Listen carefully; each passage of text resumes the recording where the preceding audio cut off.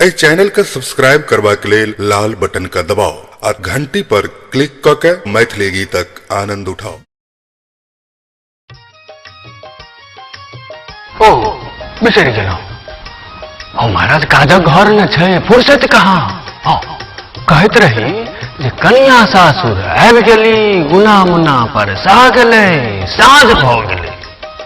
आ बोर जेता कोबर मुदा जता कोना बहिन से चौकठ घेर कऽ बैसल छथिन।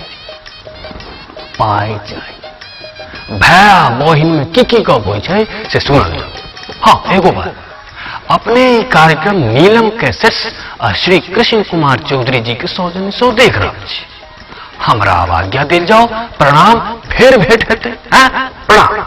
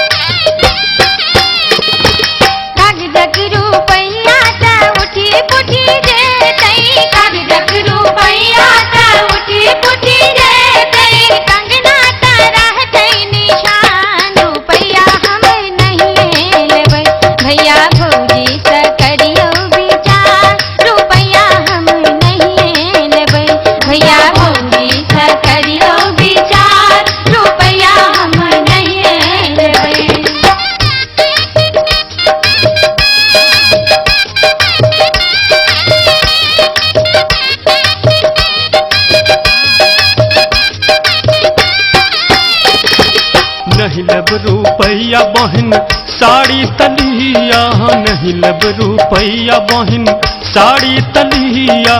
भैया के राखू अहाँ मान, साड़ी अहाँ ले लिया, ई साड़ी अहाँ ले लिया, ई साड़ी अहाँ ले लिया, ई साड़ी अहाँ ले लिया।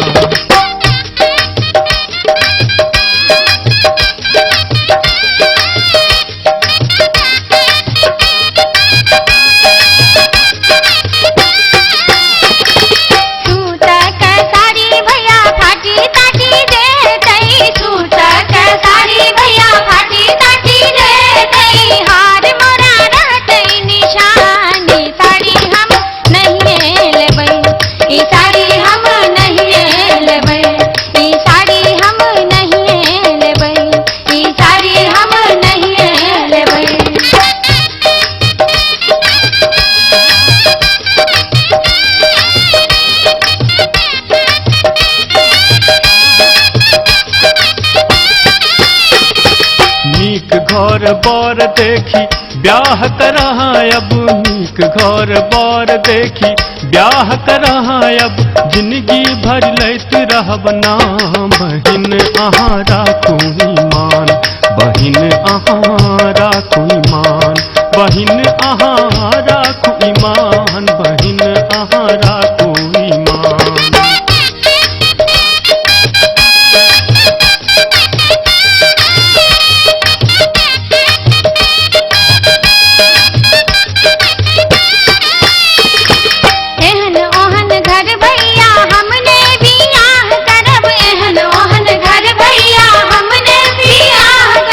डॉक्टर इंजीनियर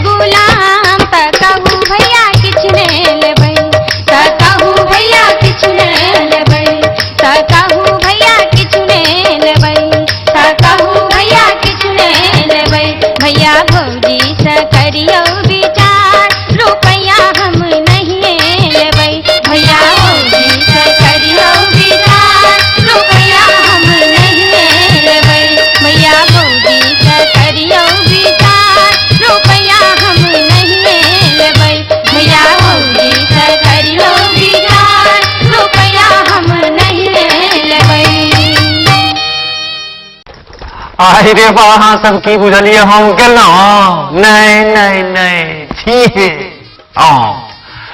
हम ई बात कहले रुक गेल रही जे ई काज अपने जे छै से नीलम कैसेट्स के माध्यम से देख रहल छी।